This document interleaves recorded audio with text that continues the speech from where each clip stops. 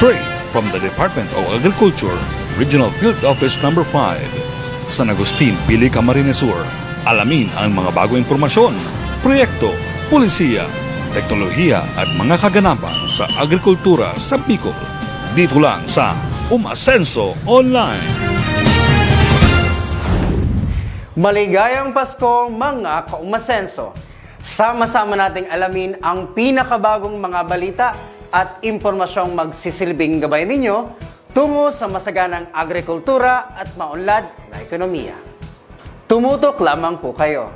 Dito lang sa Umasenso Online Season 2. Sa ngalan ni Annelyn Baleza, ako po si Jam Soto mula sa Regional Agriculture and Fisheries Information Section. Sa sama-sama nating pagtutulungan at pagkakaisa, makakamit natin ang ating adhikaing tiyakin na may masaganang ani at mataas na kita ang mga magsasaka at magkaroon ng sapat at masustansyang pagkain sa hapag ng bawat Pilipino. Hello po sa aming mga live viewers worldwide. Napapanood po tayo ngayon ng live sa aming official Facebook page at YouTube channel Department of Agriculture Bicol at Facebook account Agriculture Bicol.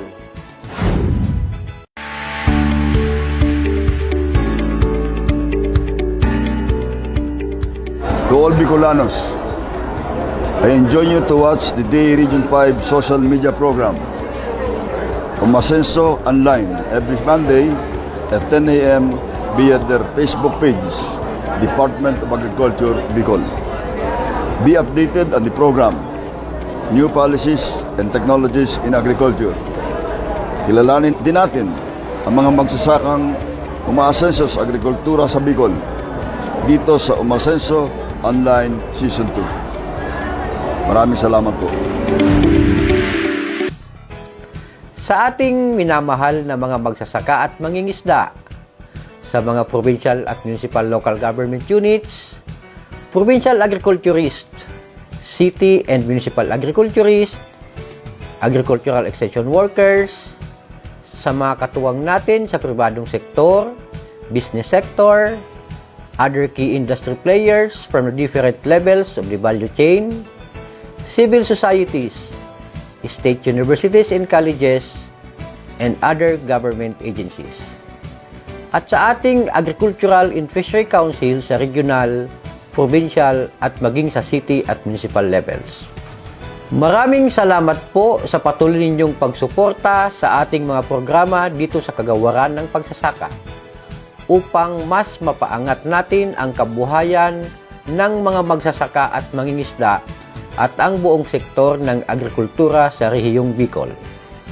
Ngayong taong 2023, samahan niyo pong muli kami sa pagpapatupad ng mas pinalaki at pinalawak na mga proyekto upang ating makamit ang masaganang agrikultura tungo sa maunlad na ekonomiya at pagsisiguro na may pagkain sa hapagkainan ng bawat pamilyang Bicolano.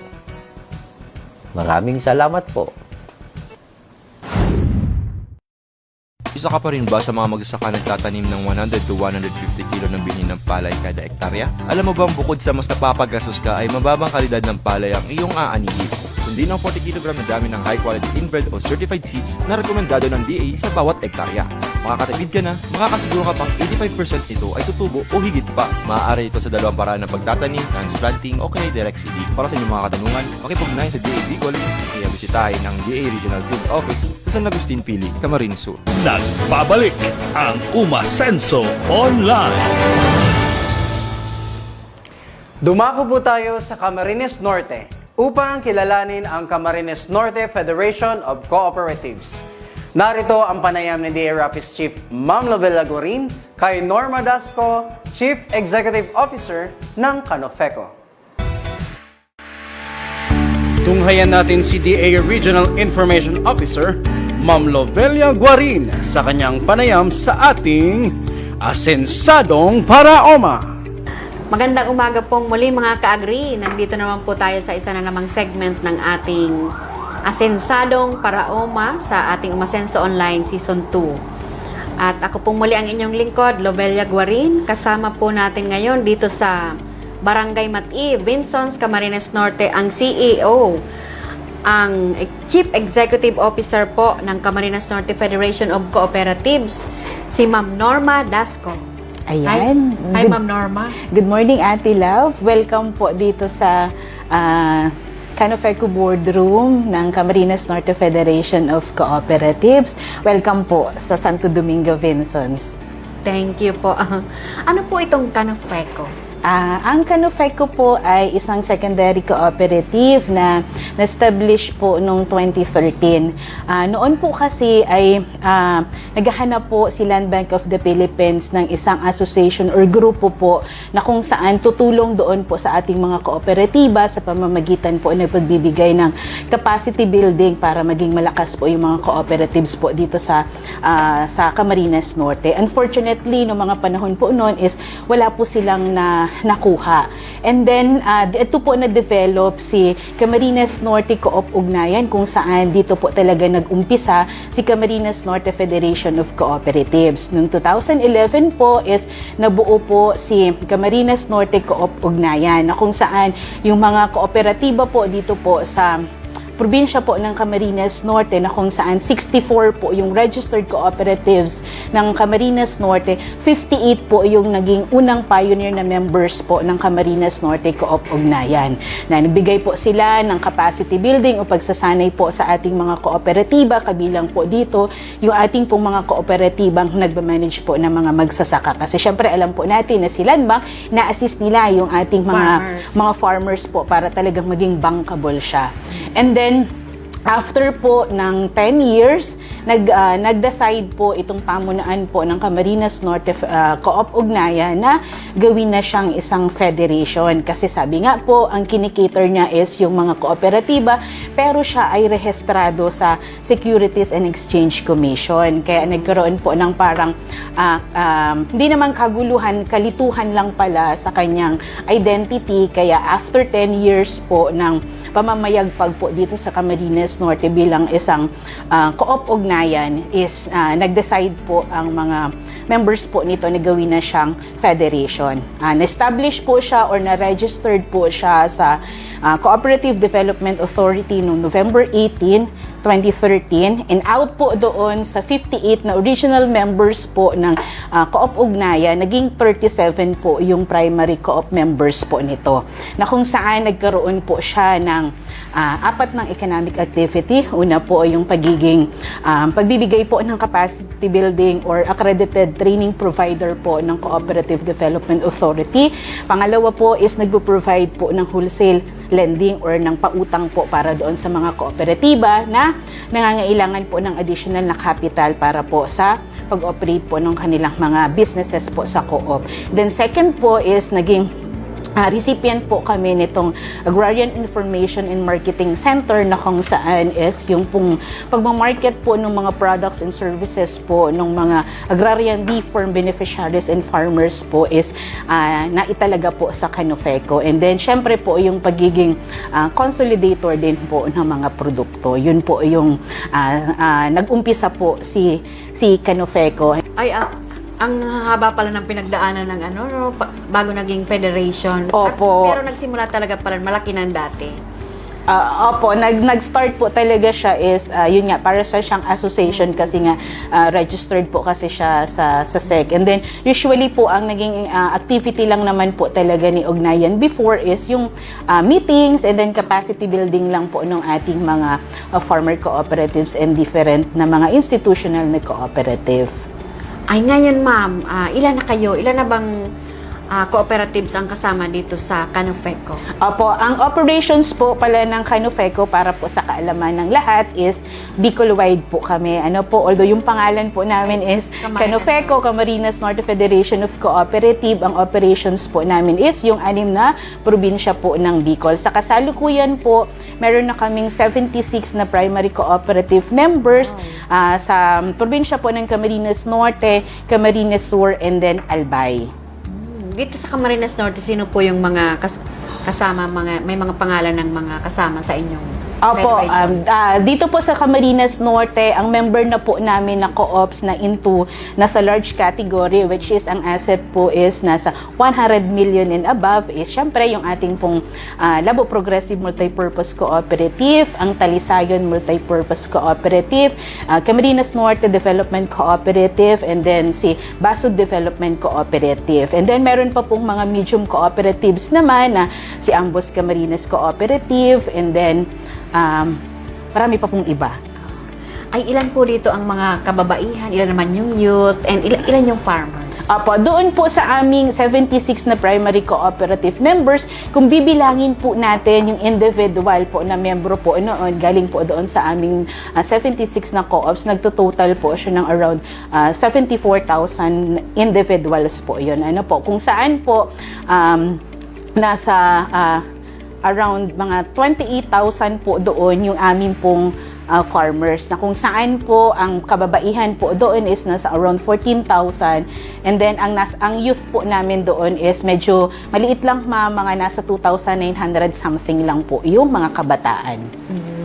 Pero maganda na rin po yun na kasama talaga yung mga youth. Opo. Dito po sa sa pagpasok ninyo bilang PGS certifying body, ilan po yung kasama doon na co-op or individual farmer?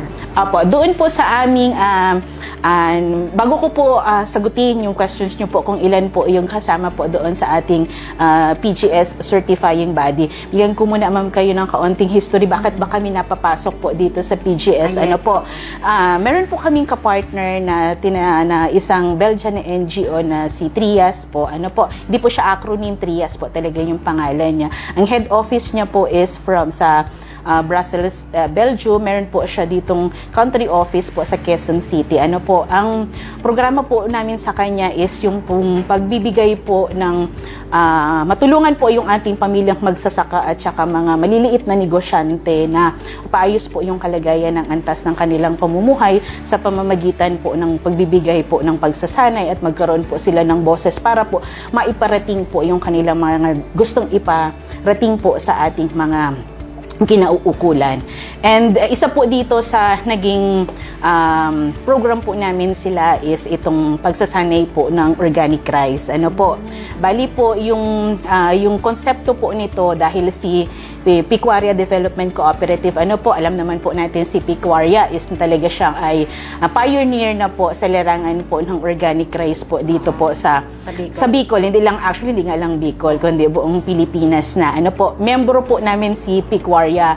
Bali, noong pong nagko-conceptualize kami nung project namin for the next phase po nung program namin kay Trias, is bilang membro, lumabas siya po doon sa aming consultation na maraming demand pero kung kulang yung supply para nila para sa organic po. Kaya sabi po nila sa amin ni manager before at saka ni chairman, baka naman bilang membro po ng Canofeco, baka naman daw po pwede namin silang tulungan para daw po masolve nila yung kakulangan po ng production po nila. And then, doon po nag-start noong 2018 yung mga pagsasanay po ng organic agriculture training po ng organic rice, and so on and so forth. Pero, isa po doon nakita namin na challenges habang ginagawa po namin yung mga pagsasanay is yung, syempre, yung certification, unang-una, and then, syempre, yung pong pag-convince dun sa ating mga farmers para po mag-adapt ng organic rice is naandun.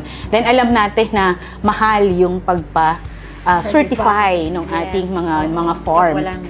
Kaya subsidy. Walang subsidy, ano po. Kaya sa paglabas po nitong ating bagong batas ng yung RA 11511, magandang pagkakataon po na naibigay sa Canofeco, kaya pinush namin yung pagkakataon na magkaroon ng pagsasanay ng orientation po dito ng participatory guarantee system po dito sa Camarines Norte, na kung saan nagkaroon po ng 10 days na training of trainers, and then out po doon sa 10 days na yun, doon po kami nagkaroon ng nag-select nung aming 5 na core group, ano po, na kinabibilangan po ni Concepcion Palma from the Palsas Farm, Felicissima Velasco ng Tamucos Nature Farm, and then si Adrian Abordo po ng Doc Benny's farm, Juve Espanyol ng Espanolia farm, and then si Sir Abel po ng Abel Lander po ng Maligat Integrated Farm. Ano po, sila po yung pong 5 farmer na yon na naging parte po ng core group, sila din po ay mga miyembro po ng aming mga respective na cooperatives.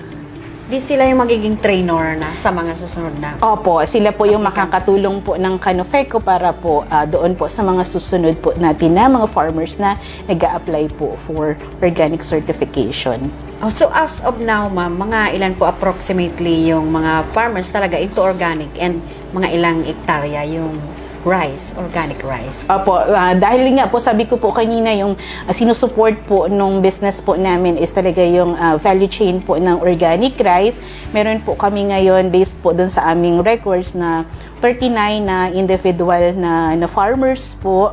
Hindi ko lang mamatandaan kung ilan ang babae po doon at ilan ang lalaki. Then, nag-compose po yun ng mga 27 hectares. Yung iba po, 0.5 lang, 0.25, 75. As ang pinakamalaki po doon is yung isang farmer na may 3 hectares.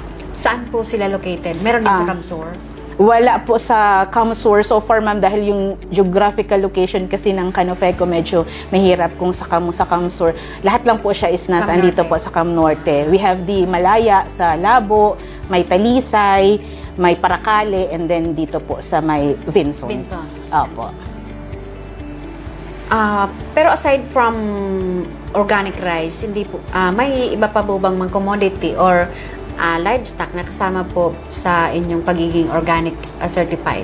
Opo, ma'am. Bali, ang na-approve po doon sa aming POC po is yung pong ating small ruminants and then poultry at saka po ng vegetables. Ay, ilang percent na sa lahat ng farmers kaya ninyo? 'Di ba ang target ng ating Organic Agriculture Act ay ma-convert yung lahat ng ating organic area ay agriculture area, maski 5% lang into organic. Kayo kaya sa tingin ninyo, mga ilan na yung na-convert na dito sa organic? Sa inyo lang na membership? Sa aming membership lang siguro, ma'am, medyo mababa pa po, sad to say. Ano po, na baka po sasabihin ko, baka 1% pa lang din halos yung nako-convert namin kasi yun nga po talagang yung promotions and then yung pag-convince po talaga ng ating mga family farmers to adopt the organic farming. Pero hindi pa rin kayo tumitigil? Hindi pa, ma'am. Yeah. Opo, hindi pa po. Pa-certify nga kayo ng PGS opo. kayo. Kaya yun po talaga yung, alam po namin yung challenges ng pag-convince po talaga ng mga farmers, pero andun pa rin po talaga yung aming, ano yung nagtutulak sa inyo para magpursige na kayo nga yung pangalawang PGS certifying body sa Bicol? Ano po yung pinaka-drive na nagtutulak sa inyo para talagang mapalaganap ang organic agriculture dito sa Camarines Norte? Oo, siguro, ma'am, yung passion kasi talagang yung pag-promote po ng organic agriculture, pag hindi siya nasa puso, medyo may hirapan po tayo na i-convince yung ating pong mga farmers at saka yun nga, yung pagmamahal din po doon sa mga farmers natin na sana sila yung kumakain din ng maayos at saka malinis na pagkain, sana na sila yung nagpo-produce. Yun po yung gusto namin talagang maibigay din po doon sa ating mga farmers. Ay, yung napunta namin kanina, yung Maligat Integrated Farm. Paano ngayon, anong contribution, anong membership nila sa inyo? Si Maligat Integrated Farm po, kasama po siya doon sa aming 5 na core group na pagmamay-ari po ni Tata Dudes or ni Rodolfo Maligat. Yung tawagin po namin siya Tata Dudes. And nire-represent po siya ng kanilang farm manager na si Kuya Abel na Lender. Napakaganda ng kanilang farm. Yes, ma'am. Sobra. Ecotourism destination talaga dito sa Vinsons. Pag kayo po ay talagang mapapalagi mo dito sa Cam Norte, dapat talaga daanan nyo po talaga yung Maligat Integrated Farm. Ay, ano po yung naging tulong ng DA, ng Agribusiness and Marketing Assistance Division dito sa pagiging PGS certifying body ninyo? Yung pong napakalaking assistance din po yung naibigay po sa amin po ng DA Ahmad tuloy sa office po ni Ma'am Nene, kasi syempre hindi naman po namin magagawa yung lahat ng mga initiatives na ito nang wala pong assistance din ni DA, lalo na po doon sa mga batas, pag-explain po ng mga regulations. Syempre mas si DA po yung nakakaalam nun. Yung pong request po kami ng speaker para po ganapin po yung mga pagsasanay at trainings po dito sa Camarines Norte is napakalaking honor na po yun po sa mga members po ng Canofeco. At syempre po yung technical assistance din na binibigay po ng mga technical staff sa pag-assist po sa amin na maayos yung manual of operation. Alam nyo naman ma'am yun, duguan ang mga aming ilong sa paggawa po ng MOP at saka yung mga internal standards. Kahit gabing-gabi na, kahit mabilis po silang sumasagot pag tinanong mo po na, "Ma, may ganito, may ganyan." Hindi po sila talaga madamot para po talaga tumulong na maayos po talaga yung manual of operation at internal standard. Okay, thank you. Thank you very much, ma'am, sa kahit ay busy-busy ka, kahit marami kang bisita, ay talagang napaunlakan niyo kami sa aming pagpunta po dito. Ano po yung mensahe mo sa ating mga nanonood, sa mga farmers? Thank you Ma'am Love kasi napakalaking din po sa Canofeco na mapabilang at ma-interview po ninyo ng araw na ito para po sa pagpapalagana po nitong ating participatory guarantee system. Sa lahat po ng ating mga farmers po, lalo na po yung mga miyembro po ng Camarines Norte Federation of Cooperatives, kami po is anong tawag po doon, lumalapit po sa inyo para po sana talaga i-adapt po natin by heart ito pong ating tinatawag na organic farming. Sabi po namin is, although alam po namin na medyo mahirap siya, pero po yung benefits na makukuha natin once na maging organic, nagbalik po tayo sa pagiging organic is hindi po matatapatan po nung perang nakukuha po natin ngayon. Andito lang po ang Canofeco kung kailangan nyo po ng suporta in terms po ng marketing, ng capacity building, and then financial. Mabilis po kaming kausap. Isang text lang po, pwede po namin kayong puntahan. Yun lang po at maraming salamat. Thank you, ma'am. Ay. Bless po. Mabuhay po ang Canofeco. Thank you, Ma'am Love. Sana po sa uulitin, medyo mas mahaba pa po yung ating kwentuhan. Tsaka mas marami po tayong makasama po dito sa ating boardroom. Maraming salamat po.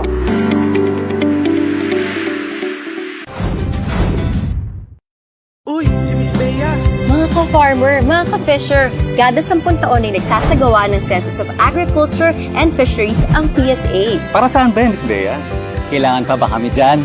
Oo naman! Responsibilidad natin na lumahok sa census upang masiguro na lahat ay maging bahagi para sa pagtugon sa mga hamon sa sektor ng agrikultura at pangisdaan. Kaya bawat boses, mahalaga. Simula Setyembre 2023, ang mga enumerators ng PSA ay mag-iikot sa mga kabahayan at barangay hall upang mangalap ng impormasyon ukol sa mga nasabing sektor. Huwag mag-alala, ang lahat ng impormasyon na ibabahagi sa CAF ay mananatiling confidential. Bea Alonzo po, sumusuporta sa CAF. Kaya't mga ka-farmer at ka-fisher, ating suportahan ang census ng bayan. Ka-farmer, ka-fisher, tayo bida!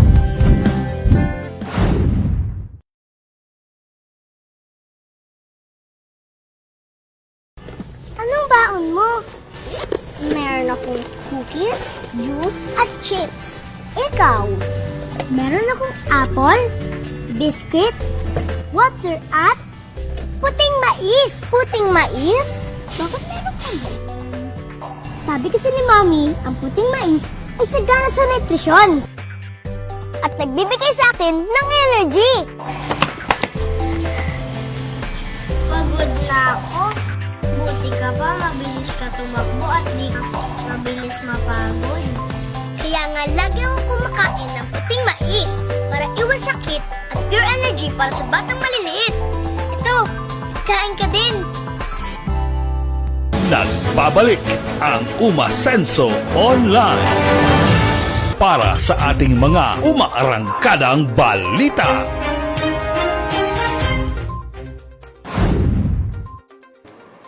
Narito ang mga balitang nakalap sa iba't ibang panig ng rehiyon. Corn Program, nagsagawa ng Corn Derby Harvest Festival sa bayan ng Tigaon. May ulat si William Lapapi.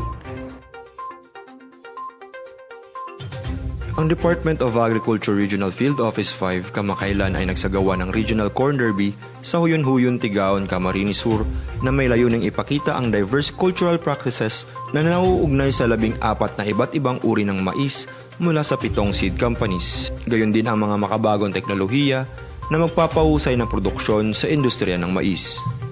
Naglaban-laban ang mga ito para sa 3 kategory tulad ng best varieties in terms of return on investment, shelling recovery, at yielding performance. Ang 7 seed companies ay ang Advanta Seeds Philippines, Asian Hybrid Seed Technologies Incorporated, Bayer Crop Science, Bioseed Research Philippines Incorporated, Corn World, Corteva Agriscience at Syngenta Philippines Incorporated. Bukod dito, nikilahok din ang Bioprime at Gemini at ibinahagi ang kanilang teknolohiya sa Corn Derby. Para sa pagdiriwang na ito, halos 300 na magsasaka, pati na rin ang kanilang mga municipal agriculturist ang naimbitahan mula sa ilang munisipalidad ng Camarines Sur. Ang mga kalahok ay pinamunuan ni Municipal Agriculturist Lea M. Beltran, host ng Tigaon kung saan ginanap ang Corn Derby. Nag-umpisa po kami, in spite po na 1 month na hindi po nagkaroon ng ulan, pero makikita po natin ngayon, naging successful din. Naka-recover po yung aming mga tinanim na mga mais. And sa ngayon, matutunghayan yung iba't ibang performance ng 14 corn hybrid seed varieties. Pinuri naman ni Luz R. Marcelino, Regional Technical Director for Operations, ang Field Operations Division at Research Division para sa kanilang mahusay na pakikipagtulungan sa proyektong ito. Ito ang unang pagkakataon na nagkaroon ng pare-parehong rekomendasyon sa pataba na nagpapakita kung anong mga varieties ang gumanap ng mahusay dahil ito ay batay sa pagsusuri ng lupa. This is a very good complementation of Operations Division sa Research Division. One of the suggestions that I made, dapat po uniformado ang fertilizer recommendation. Diyan po kaya mahihiling kung ari na mga varieties talagang nag-perform dahil nakabase po sa soil analysis ang fertilization technique nila. Ang season-long Corn Derby ay nakaranas ng tagtuyot sa unang buwan nito. Gayunpaman, lahat ng mga varieties ay maganda pa rin ang naging kalagayan. Ang naitalang pinakamababang ani ay 4.2 metric tons, habang ang pinakamataas na ani ay 7.6 metric tons. Ibinahagi ni Engineer Amabel N. Bombase, Regional Corn and Cassava Program Coordinator, ang kahalagaan ng Corn Derby. Ang layunin nito ay higit pa sa pagpapakilala ng mga angkop na teknolohiya sa pagsasaka dahil na ipapakita din dito ang mga napiling binhi ng mga magsasaka o farmer's choice. Nang sa gayon ay maiwasan ang mga problema tulad ng mahinang pagtubo at mababang ani. Nagpayo si Engineer Carreras, Vice Chair ng RAPSI, ukol sa tamang pangangasiwa ng mais, wastong paghahanda ng lupa, paggamit ng good seeds, pagsusuri sa lupa, tamang oras ng pagpapataba, at pagsaspray ng herbicides na ilan sa mga sekreto sa mataas na ani ng mais. For 38 years, giniba akong outstanding kang DA, pero may akong piglalaban sa Nilaban ako sa Manila, di sana akong swerte. Nanay ako naka-outstanding na national, pero regional twice. Pero sa sugar cane, tama ko po sana akong paratanom ni mais, pakitubo, nag-national outstanding sugar cane farmer ako. Then, ginibo pa ako kan DA, DOST, na farmer scientist. Kaya, may mga innovation ang pigigibo. Kaya, salamat DA, na actually sindang, kumbaga, inspiration ko. Nakapagtawa ako sa inyo ng inspirasyon. Thank you very much and good afternoon.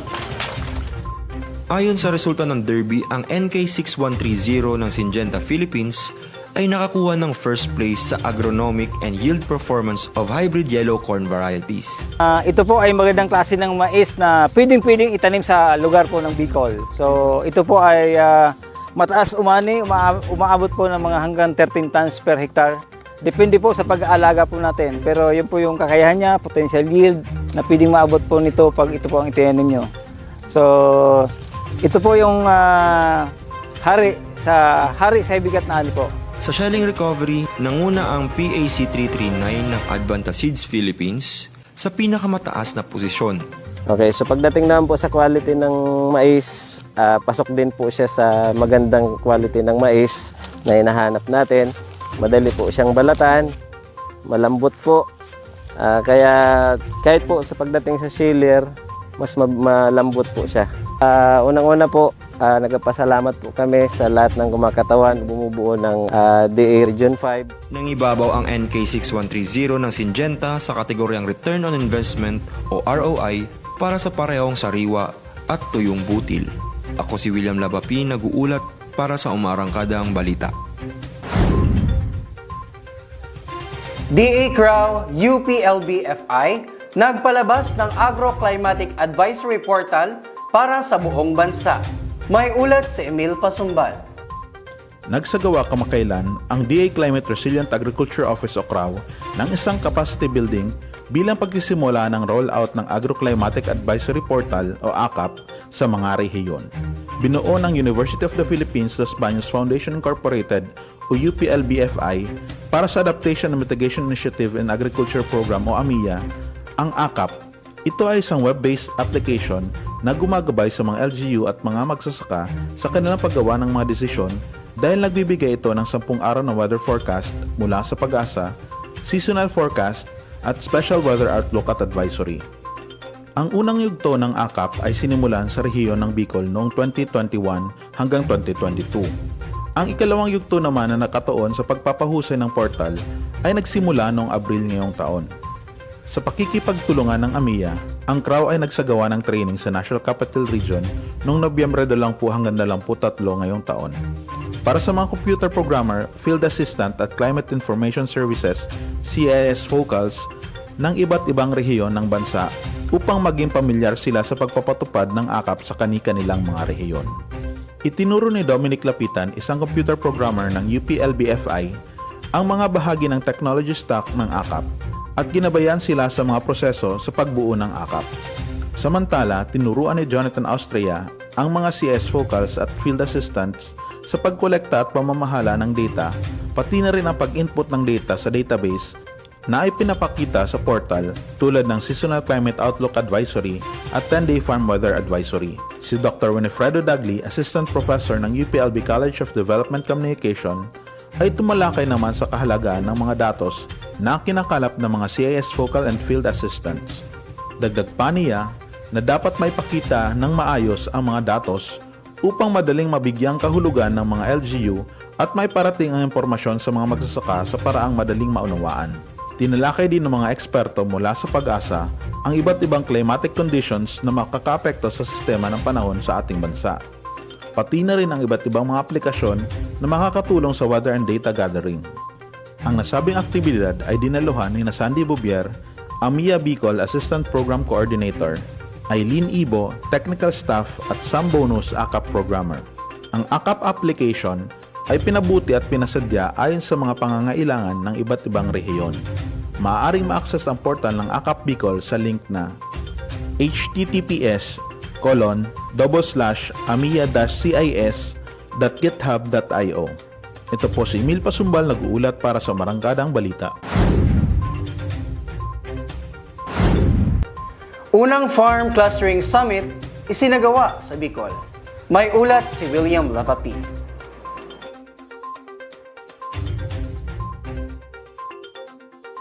Matagumpay na isinagawa ang pinakaunang Regional Farm and Fisheries Clustering and Consolidation o F2C2 Program Summit sa Bicol na ginanap sa isang mall sa Naga City noong ika-1 hanggang ika-3 ng Disyembre ngayong taon.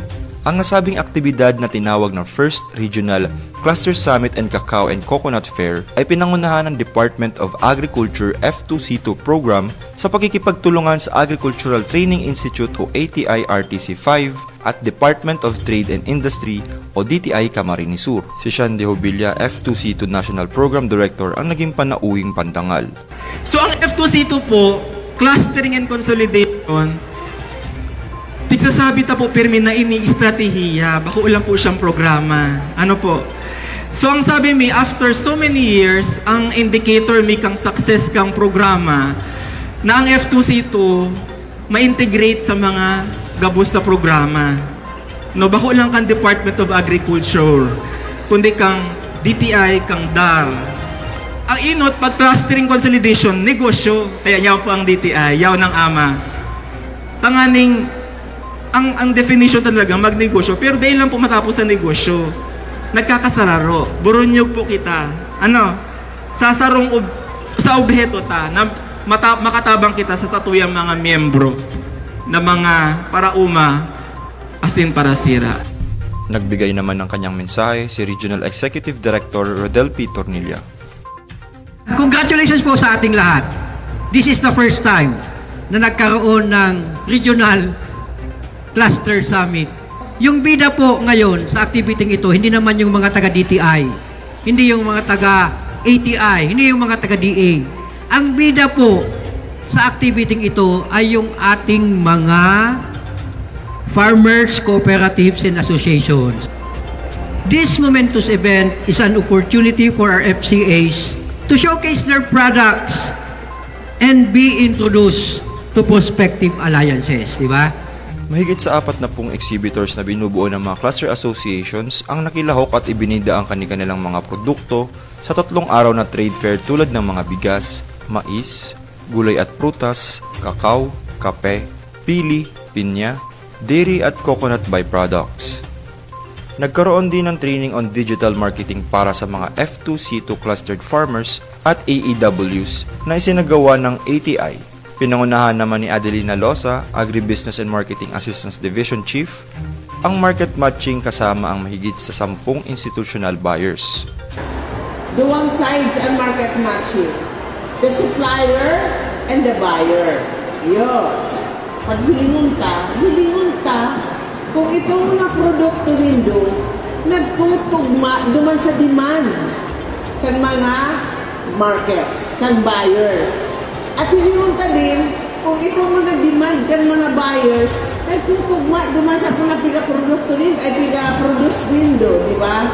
Bukod rito ay nagbahagi rin si Lala Escobar Oradnik, ang owner at CEO ng Crave Cacao Orchard, ng kanyang kaalaman tungkol sa kakao. The Administrative Order Number 27, Series of 2020, institutionalized the FARM, ano po yung F2C2? Farm and Fisheries Clustering and Consolidation Program towards greater inclusive agribusiness development as one of the key strategies of DA to level up the Philippine agriculture sector. So it aims to empower farming and fishing clusters all over the country through the preparation of cluster development plan. Hindi po ito basta-basta cluster, meron po silang plano until 2028. Ayon naman kay Marilyn de Maculangan, F2C2 Regional Focal Person, sa kasalukuyan sa 26,335 hectares ng agricultural areas sa rehiyon ay clustered na sa ilalim ng F2C2 program. Binubuo ito ng 128 clusters na itinatag simula noong taong 2020 kung saan 221 FCA at 32,482 farm members ang nabebenepisyohan. Mayroong 25 rice clustered farms, 61 corn and cassava clustered farms, 31 high-value crops clustered farms, at 11 livestock clustered farms. Sa probinsya ng Camarines Sur, 69 na cluster nang naitatag, 12 sa Camarines Norte, 21 sa Albay, 9 sa Sorsogon, 2 sa Catanduanes, at 20 naman sa Masbate. Ang mga nasabing clustered and consolidated farms ay ang prioridad sa pamamahagi ng mga intervention ng DA tulad ng agricultural inputs, mga makinaryang pangsaka, paglalagay ng irigasyon at pagpapatayo ng mga post-harvest at processing facilities. Higit sa 1.1 milyong pisong halaga ang naitalang kabuuang kita ng mga lumahok na exhibitor sa loob ng 3 araw na summit at trade fair. Namigay din ng special awards para sa most innovative booth design. 5th place ang Gubat St. Anthony Cooperative, 4th place, Magaraw Multipurpose Cooperative, 3rd place, Central Bicol State University of Agriculture, 2nd place, San Agustin San Ramon Agrarian Reform Farmers Cooperative, At ang first place ay ang booth number 2 na kinabibilangan ng Crave Cacao Orchard, Alden Therese at Olivia's Tablia Manufacturing. Samantala, ang San Agustin San Ramon Agrarian Reform Farmers Cooperative o SARFC mula sa bayan ng Bulaca, Camarines Sur ang nanalo ng highest sales award. Ako si William Lavapi, nag-uulat para sa Umarangkadang Balita. At yan po ang ating mga umaarangkadang balita. Lalakas at sisigla, kutis mo ay gaganda. Makakatipid ka pa. Kumain ng gulay, katawan ay gaganda. Kumain ng gulay, katawan ay gaganda. Kumain ng gulay at ikaw ay sisigla. Magtanim ng gulay ng laging sagana. Magtanim ng gulay dahil buhay mo'y mahalaga.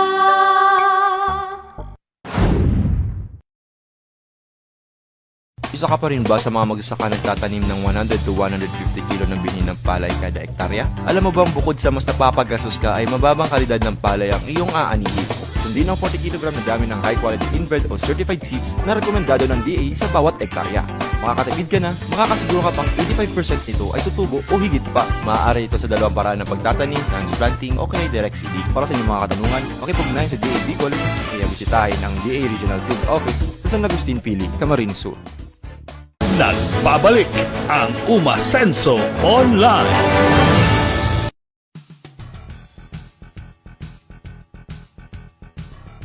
Narito ang mga presyuhan sa merkado ngayong araw ng Huwebes, ika-6 ng Desyembre ngayong taon.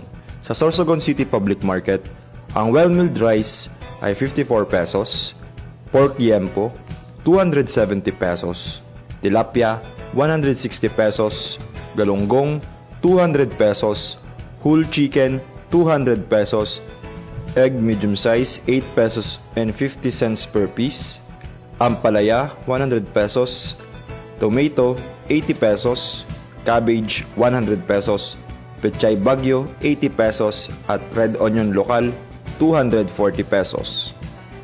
Sa Naga City Public Market naman, ang well-milled rice ay 53 pesos, pork yempo 300 pesos, tilapia 160 pesos, galunggong 180 pesos, whole chicken 200 pesos, egg medium size 8 pesos per piece, ampalaya 100 pesos, tomato 80 pesos, cabbage 80 pesos, pechay bagyo 80 pesos, red onion lokal 220 pesos.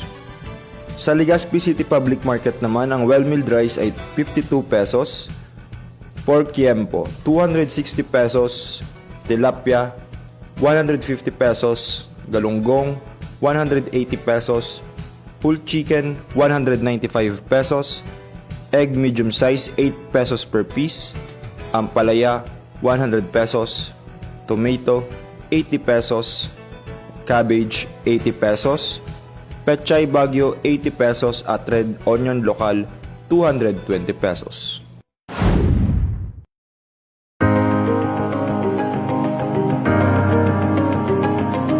Kapantay ng pagnanais ng pamahalaan na pagyamanin ang sektor na bumubuhay sa pambansang ekonomiya, patuloy na nagsusumikap ang ating mga magsasaka at mangingisda upang kamtin ang kasaganahan para sa lahat.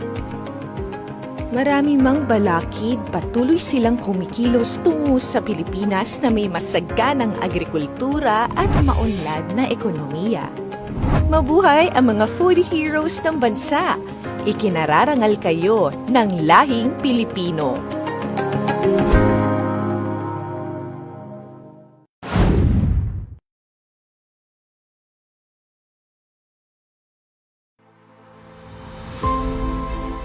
Ilagay ang kanang kamao sa kaliwang dibdib at sabay-sabay nating bigkasin ang Be Responsible Pledge.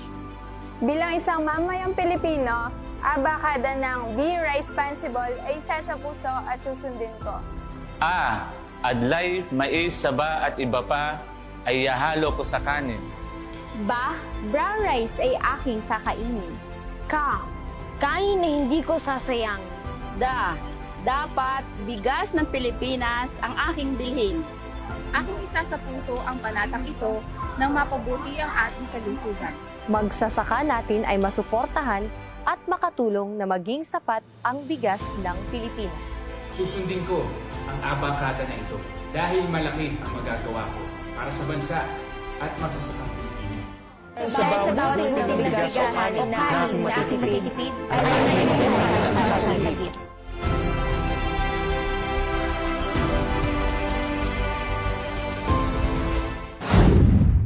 Mga dapat gawin bilang paghahanda kung sakaling sumabog ang bulkan.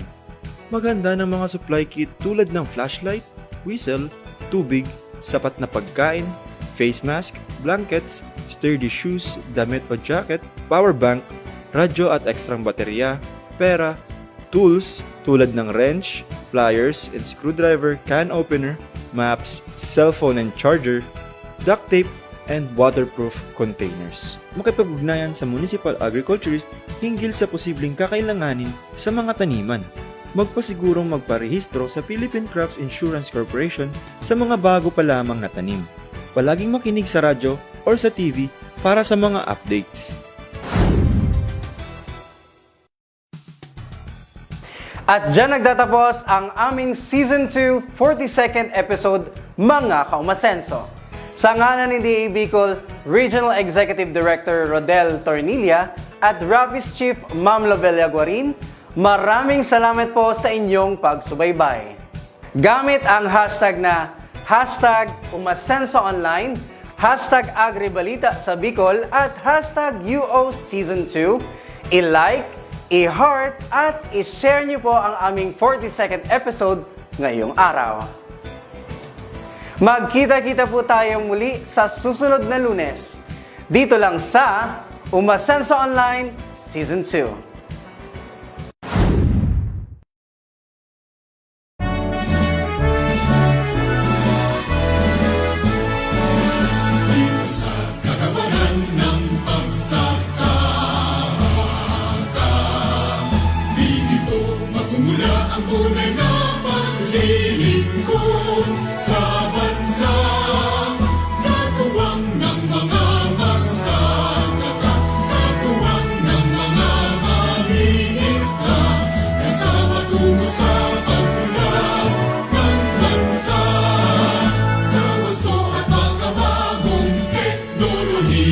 Iba yung kakayahan at lakas sa pagsasaka, sapat